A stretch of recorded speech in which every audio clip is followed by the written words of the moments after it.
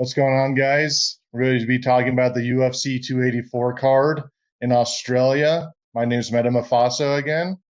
I'm here with Mr. Aggie and Drew from the Discord. Drew1753 from the Discord. How's it going, everybody? Yeah, myself, Mr. Aggie. Nice to be with you guys. It'll be fun to talk UFC 284 in Australia. So yeah, let's get into it. Guess we could just go straight to the main card. You look at just their past few fights. I mean, Jimmy Crute obviously coming off a loss, and you have Menifield coming off a win. So it should be interesting to see how those dynamics play out. I'd normally like to see how fighters react, upon losses and see how they can turn things around and what their game plans are going to be coming into a fight, knowing that they just lost and that game plan or that coaching staff or their team just didn't work out for them. So it should be a pretty interesting fight. So that's one of the ones I'm looking forward to. Yeah, Menifield, he's coming off of a couple wins compared to, Jimmy Crute coming off a couple losses. He's also fought most recently, just this past October. He won by stoppage in the first round. His win before that was also stoppage in the first round. He's on a little bit of a run right now. So, they're kind of meeting in the middle here. Somebody who I guess you could say is on their way up and somebody who is kind of on their way down. But you never know what could happen. And one thing we haven't touched on is home octagon advantage, right? You're looking at Jimmy Crute, Australian. So yeah, it's going to be rocking in there for Jimmy Crute. Yeah, so we know the crowd's going to be behind him, and so a lot of guys can be diamonds under that pressure, or a lot of them can crumble. So I'm really interested to see how that dynamic plays into not only Crute, but obviously some of the other fighters too. So for sure.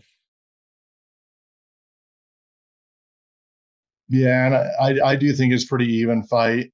I think Tafa's going to have more KO power in his right hand compared to Parker Porter, who I've noticed in his stats, he throws a lot of significant strikes, but they don't typically they're not knocking out anybody. I think Parker Porter, the best game plan for him is going to be going to the clinch and trying to control Tafa swinging. Coin flip that could pay off big in fantasy if you get a knockout. It's definitely a coin flip. It's definitely a stylistic matchup that is, you do have the power puncher versus the, I guess, more so all around striker. He does throw a little bit more volume. Like you said, it's a little less pepper behind his punches, but this is the heavyweight division, so you never know what can happen. For me, you look at just the KO percentage for Madalena, right? You got an 85% KO rate for him. So you just off of that stat alone, there's probably going to be either some stuns, some knockdowns, or a complete stoppage of this event of the fight. So I think that's something to look out for. And then obviously you look at Brown, he's got an 84% decision rate. So that tells you that he can outlast and he can do what it takes to go to the scorecards and get this thing on his side based off of that. So honestly, for this fight, I'm just looking to see who's going to get knocked out and or who's just going to withstand the punishment to win by decision. So not sure how it'll go too far yet, but I'm just curious to see if Madalena can get the knockout and kind of add to the 85% KO rate. That's a good take. Yeah, because Jack has just kind of like, I guess you could say, obliterated the competition inside and outside the UFC so far.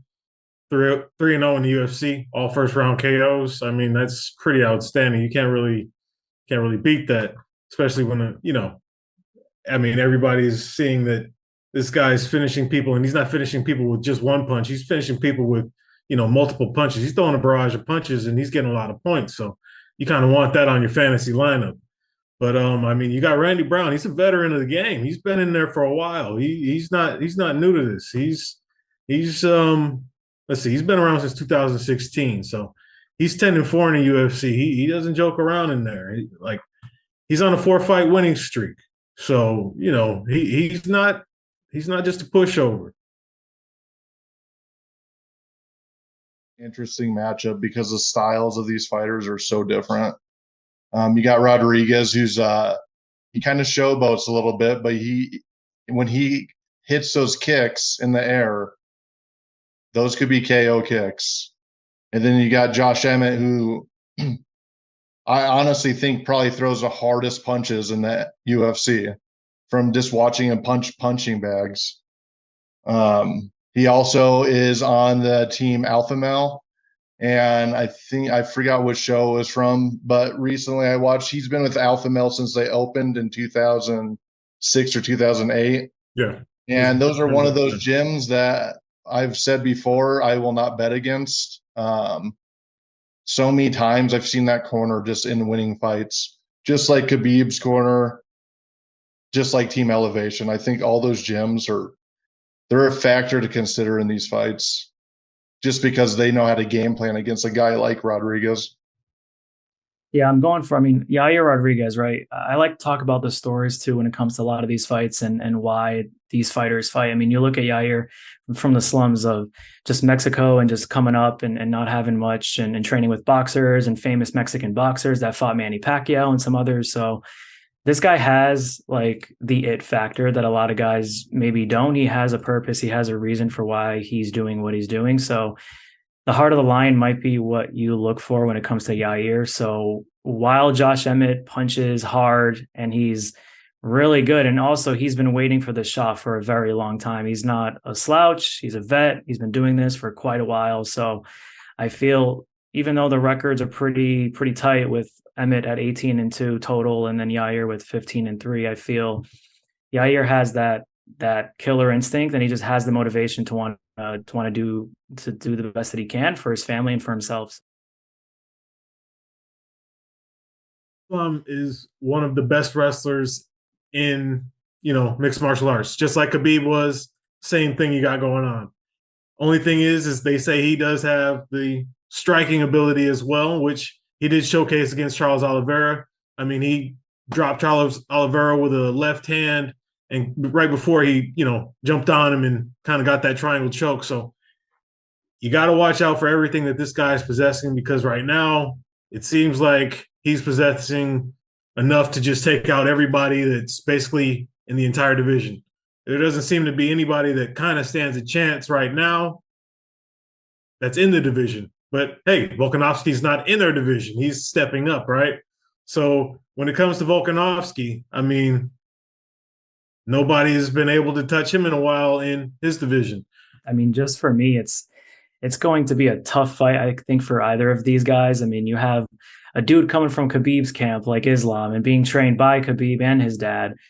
You just have someone that's a master of the ground game versus someone who is pretty well rounded in every facet of MMA. So to me, it's going to be an exciting fight, right? We have Volkanovski coming into this thing really not losing anything. If he does lose, he's not losing his title. He's taking a shot at moving up a weight class and trying to become a double champ. So this is everything for him to gain at this point for Volk. It's going to be an exciting fight, simply for the matter of the fact to see who it really is truly number one pound for pound. So I'm not sure which way this one's going to go. I mean, again, Islam is a master at the ground game, and Volkanovski can do a little bit of everything, but also Islam isn't praised enough for his striking. And I think that'll surprise Volkanovski a little bit and his camp. So I'm excited to see how it turns out. And we know Volk has the home octagon advantage, so that might play into this a ton. I don't think Volk is one to crumble. He hasn't crumbled before. And like you had said, Drew, he hasn't been touched in a very long time, if not ever. So I'm looking forward to this one. I'm just hoping that we get an exciting fight, and I really don't care how this one ends. I'm just looking forward to it. It's been a long time coming. All right, guys, this wraps up our UFC 284 preview for Menu Mufasa, Drew, and myself, Mr. Aggie. Thanks for watching, and have a great UFC 284 experience, and we'll catch you guys in the next one.